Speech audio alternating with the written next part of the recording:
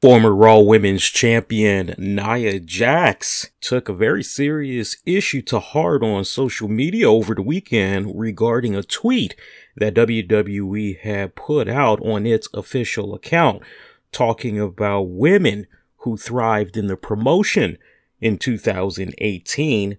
So WWE's tweet, it had featured the following pictures, which was one of Charlotte Flair, another of Becky Lynch, followed up by Carmella, Ronda Rousey, Peyton Royce, and Billie Kay. Now, all of those names, no doubt, should sound familiar to you all, but what do they all have in common? If y'all are gonna go with the Martin character from Boomerang, they all are white. And that was the issue that Nia Jax took issue with as she put out a tweet and basically said hashtag we here too.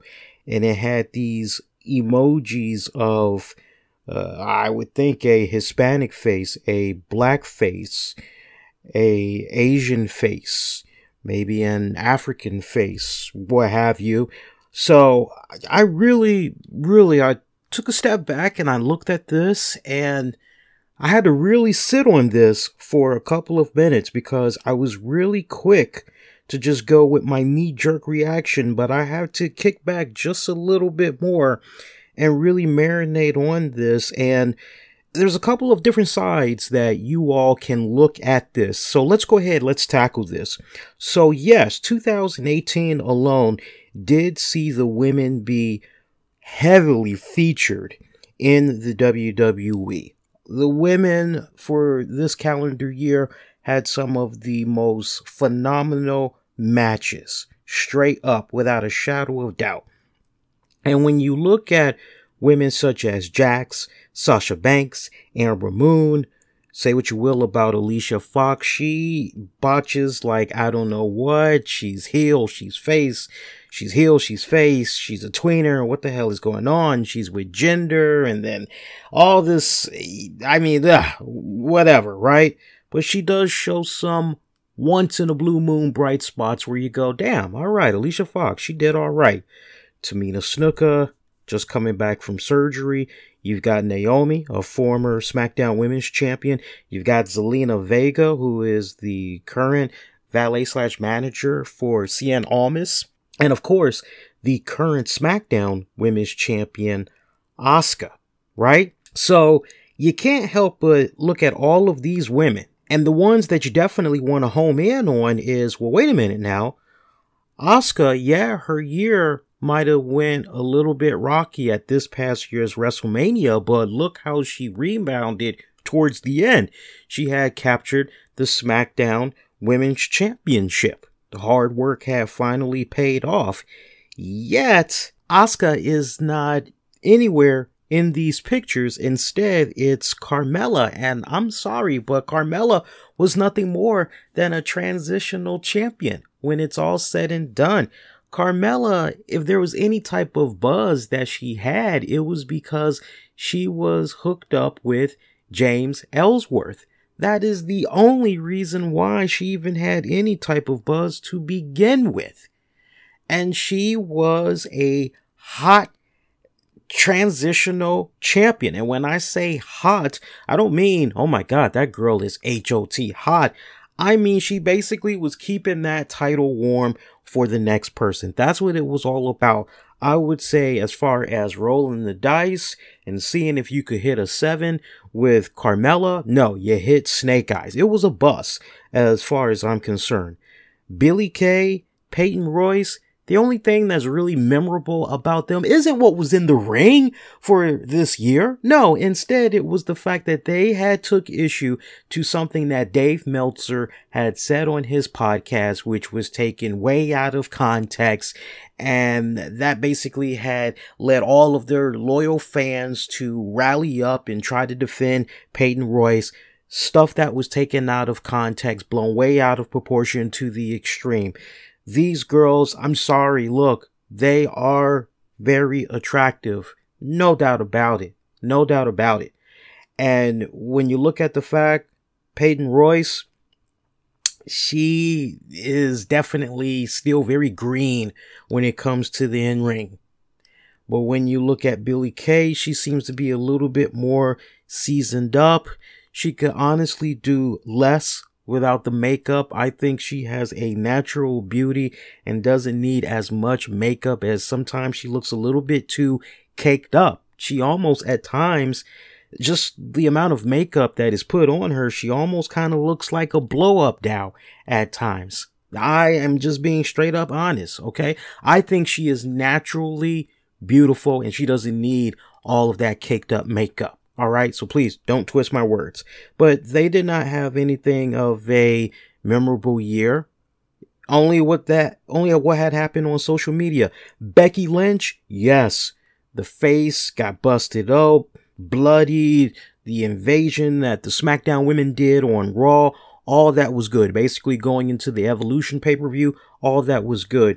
But Becky Lynch would not have had that busted nose, that image that inspired people to paint murals, do drawings, all that stuff. It would not have been made possible if it wasn't for Nia Jax, as in essence, that also had somewhat propelled Nia Jax's career to a degree. You could definitely make that argument. She's had two phenomenal matchups, Nia Jax that is. She's had two phenomenal matches so far against Ronda Rousey. The entire time that she has been on the main roster, say what you will, but when you look at the two matches that she's had against Ronda Rousey, she has brought her A game and then some. It's almost like she knows she has to go to that next level in working with a person like Ronda Rousey. And she has shown me that if she can just continue to stay healthy, she can go out there more than one occasion and have some really great phenomenal matches with other girls on the roster other than just Ronda Rousey. And we already talked about Asuka. I mean, there was definitely that period of time in 2018 where people felt that Asuka, okay, this is pretty much it. But then she just out of nowhere. You talk about getting a nice rub off. She's involved in a triple threat match between Becky Lynch and Charlotte Flair for that SmackDown Women's title. And yeah, Ronda Rousey may have interfered and everything, but when it's all said and done, Asuka came out of that on top with so much buzz, with so much great positive feedback, with overwhelming love and support from the fans because they wanted nothing more than better for her. Straight up. So I can see where Nia Jax is coming from as far as, hey, look, us ethnic girls, we're here as well. What the hell?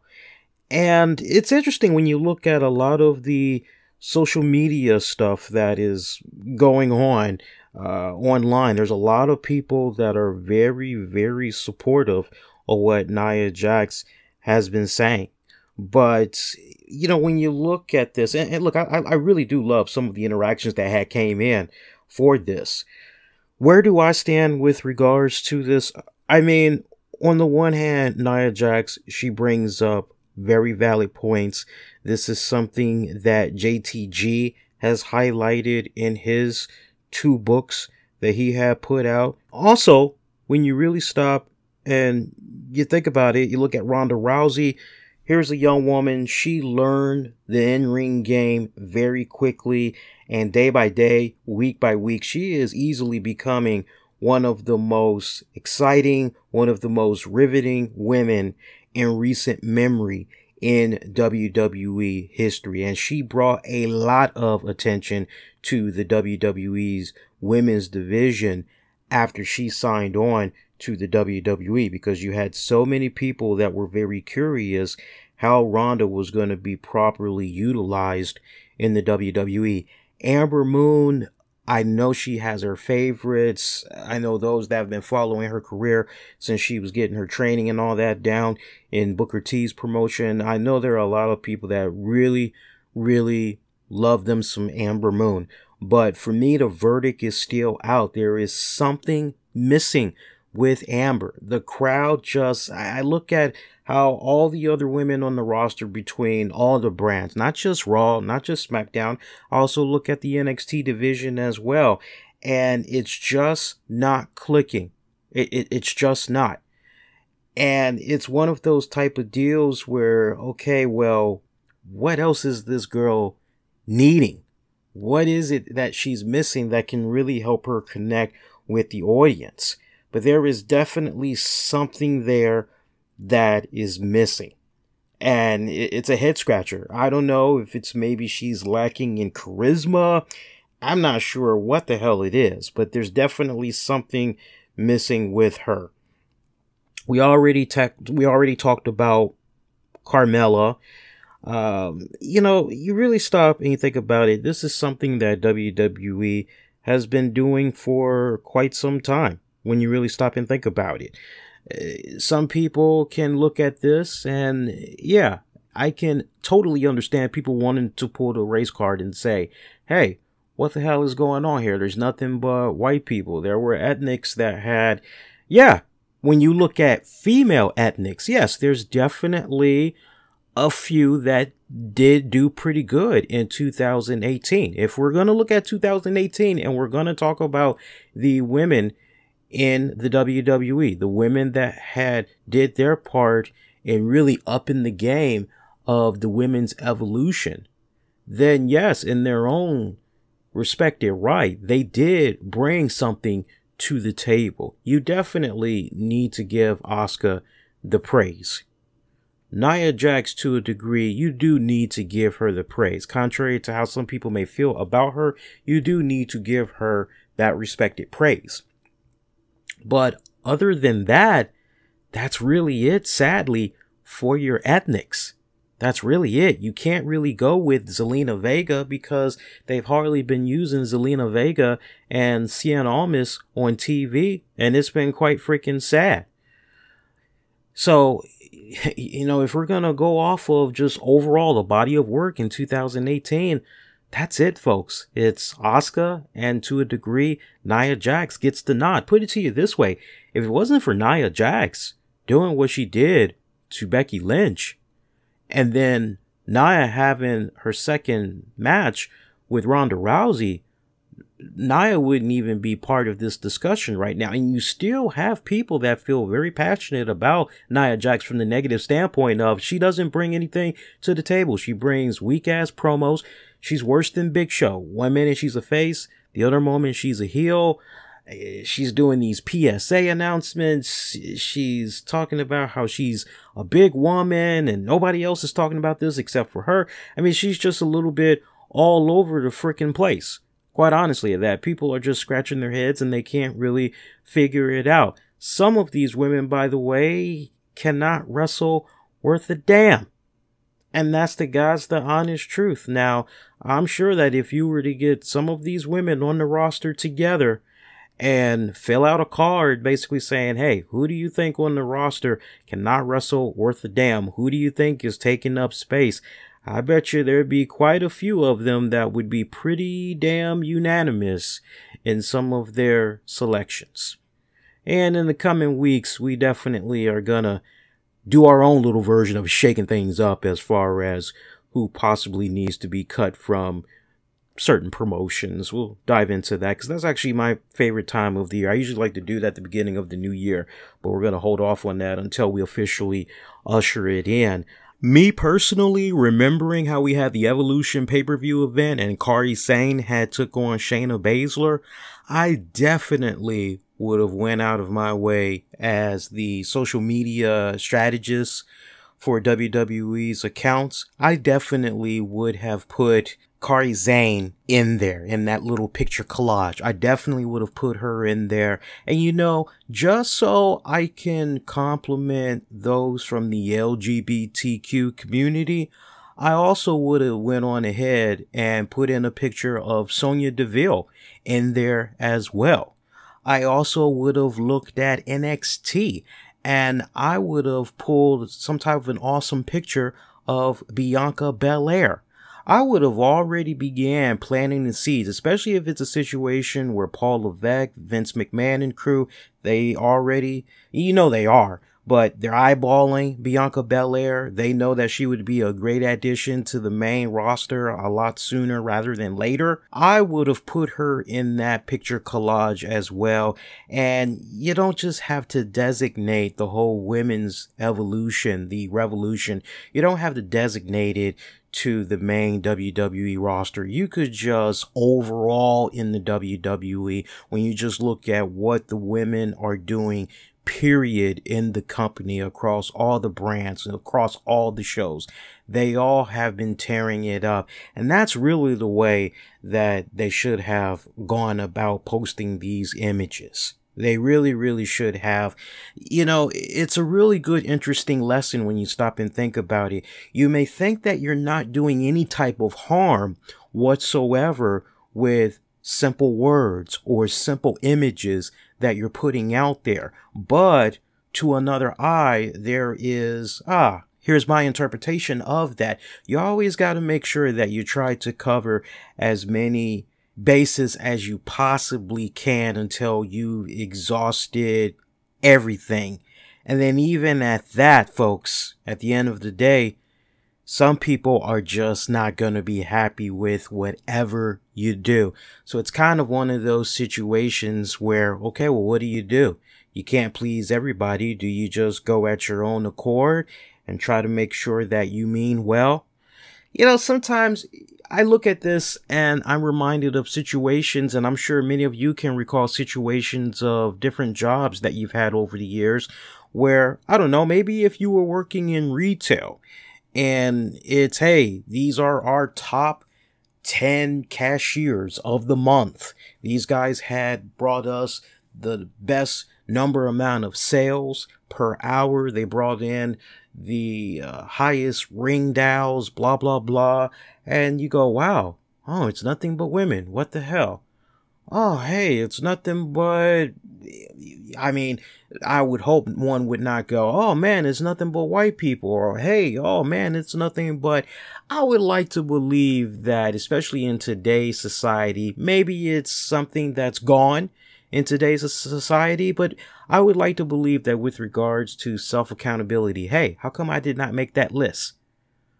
Did I not make the list because I'm black? Did I not make the list because I'm a man? Did I not make the list because of my spirituality preference? Did I not make the list because of my sexual orientation? Why is it that I didn't make the list? Why can't it just be at times, hey, you know what? I don't think I made this list because I didn't do everything in my power to be the absolute best. Because when you want to really get down to the heart of the matter, Nia Jax, other than the 2 matches that she had against Ronda Rousey this year, put to the side the punch to the face inadvertently that she did to Becky Lynch, really, she wasn't doing anything this year. Love Tamina, she really wasn't doing anything this year. Other than Naomi winning that little Royal Rumble thing, and I remember she was at one point a SmackDown Women's Champion, she really hasn't done anything this year either. Zelina Vega has not done anything yet. I go across the board and I look at all of the women. I've even, to a degree, I could almost put Asuka on that list because only within the last 60 days of 2018 did Asuka flip it and came out on top. But other than that, 2018 wasn't exactly her year as well.